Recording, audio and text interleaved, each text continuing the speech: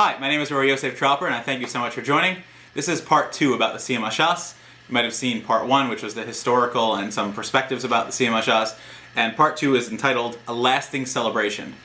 And this is the final installment. The purpose of part 1 was to be a before the Siyum HaShas shot, and this is now the after reflections of my attendance as a Messiah and my impressions and the inspiration that I received that I would like to share with you. And I think there are some beautiful, beautiful lessons to learn from the Siyum HaShas and from this monumental event that Klal Yisrael shared together. There were many challenges getting there, and I thank my wife for all of her efforts to help me get there safely. And there was a lot of rain, there was a lot of traffic. Delaware Memorial Bridge was closed because of an incident. Apparently some guy was thinking about jumping and didn't know that the Jewish people were trying to get to New Jersey. So we were diverted, as anyone coming from that direction knows, we were diverted through Philly. And traffic was quite a challenge. But nevertheless, we got there, and Baruch Hashem, we got there safely. And it was such an experience to be able to just behold so many people who gathered in honor of Torah. One of the most famous things is Meir Shapiro was the founder of Daf Yomi, and 1923, as we mentioned in the first part, he established it through Agudas Yisrael at the Aguda Convention in Vienna. And the Siyum took place in 1930 in Yeshivas Chachmei Lublin in his yeshiva. And this would be, unfortunately, the only Siyum HaShas that Meir Shapiro would see with his own eyes and attend, as he passed away in 1933 at a very young age. Meir Shapiro got up and he spoke and he made the Hadron. And he mentioned that the last Masechta in all of Shas is Maseches Nida. And the word Nida comes from the Shoresh Nud, which means to move around, to wander. And he said it refers to the dark gullus that the Jewish people are in, their separation from Kadosh Baruch Hu, from Hashem. And he decried the pain of Klal Yisrael and how only the Limud Torah would bring forth the Geula, and that was our focus, to be able to bring out the Geula through our Limud Torah. And I wanted to add 2 points to that. First, it's very interesting that when we go back from the last Masechta of Shas and we start at the beginning again at Maseches Brachos, we find this an antidote to the issue of Galus, and that is that it says Me'emasai Karna Shema Ba'arvis. When do we say Shema? At night, in the evening. And the Mefarshim explained that this night represents darkness, Olam Haza, this world, which is a dark place, and Galus. And the inspiration of Shema means to stay strong to Hashem with emunah, with full faithfulness towards Hashem. And therefore, what's being said is that when we say Shema in the dark, when it's dark, and when we're in Galus, that's the way that we're going to bring the Geula.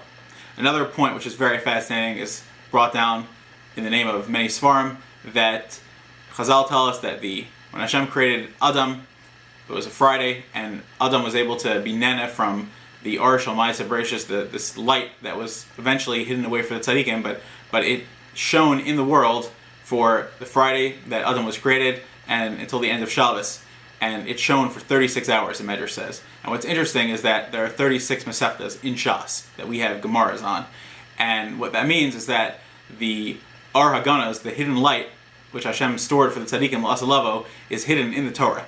And through learning Torah, this brings the beautiful light into the world and inspiration into the world. And that was certainly something that we experienced at the Siyum HaShas. The Medrash in Shir HaShirim Rabbah tells us a very fascinating idea. It says that Shlomo HaMelech was asked by Hashem, Shalma eten lach. Tell me anything you want, I'll give it to you. Now Shlomo could have said, I want wealth, I want material pleasure, but he didn't. He asked for a leiv shomea, he asked for wisdom. Famous Shlomo HaMelech, the wisest, Chacham Mikol Adam, the wisest of all men. And he woke up and he had that wisdom that Hashem had endowed him with. And the Psukim tell us that Shlomo made a party. And the Medrash learns from here that this is where we learn that we make a Siyum Legomer Shal Torah, we make a party for the completion of Torah. And in fact, the Ramah brings us down that this is a celebration of Simchas Torah as well, that we're finishing Torah, we make a big celebration. Rav Shimon Schwab, Zecher Tzaddik L'Bracha, he asks, what is this Medrash saying? How do we understand this?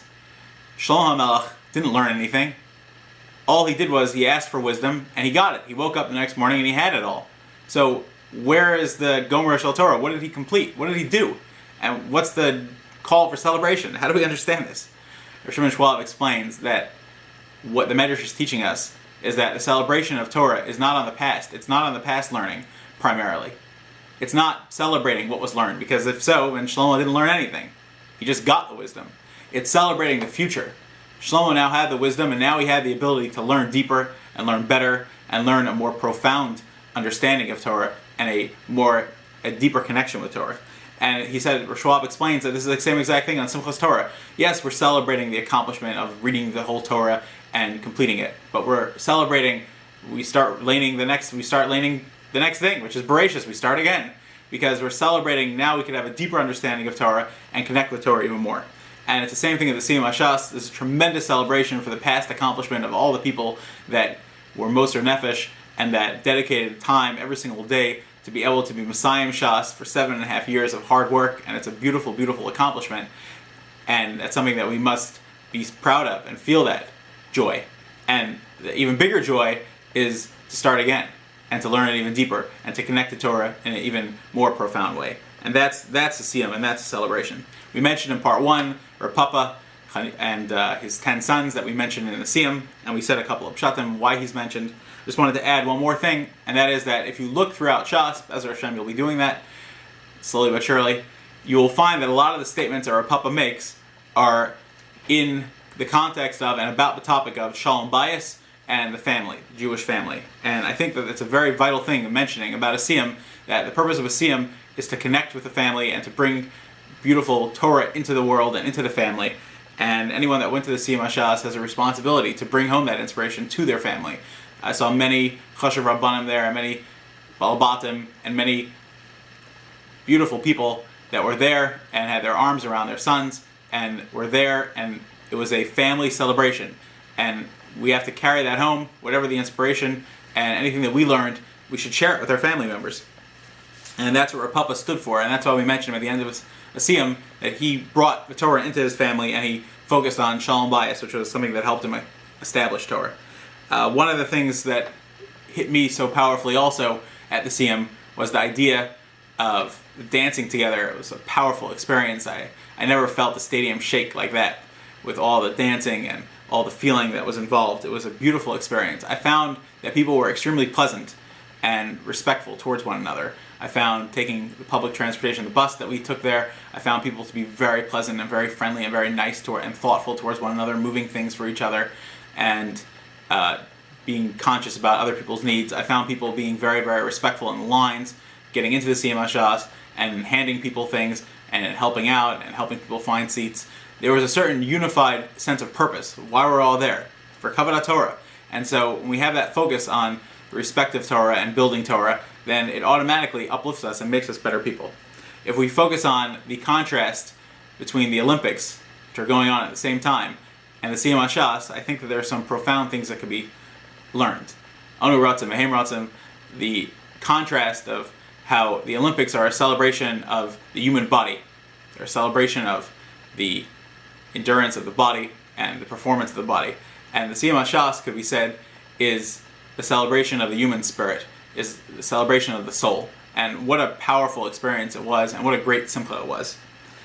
The Gedolim on the dais and throughout showed us at the Siyum HaShas how to be elevated and how to be uplifted through the experience. Learning Shas is something that's attainable. It's something that can be done. There are many people at the Siyum that started 7.5 years ago learning Daf Yomi for the first time, or second, or third, or fourth, or even fifth, or more. And they started with Maseches Brachos, and for 7.5 years, they dedicated themselves to that goal. And there were people there that didn't start with Brachos, that maybe started with Shabbos, or Erevin, or Pesachim, or even Bava Kama. It's never too late to start. One always has the opportunity to achieve tremendous success in Torah, and it's something that is attainable. The consistency of learning every day and of establishing something that's so important. When we set our goal and we set our mind to having that Seder that we want to learn and we want to focus on bringing Torah into our families, that's how we find tremendous success. I hope that you gain inspiration from hearing some of my thoughts and reflections about the Siyum HaShas, and I hope that you would share your thoughts and impressions about the Siyum HaShas with all of us and with your family, and may Hashem help you that all the goals that you set in your learning, you should be able to succeed in them. I thank you so much for joining me. For questions, comments, or sponsorship, please visit yoseftropper.com. There are additionally many Parsha videos as well. Thank you for listening.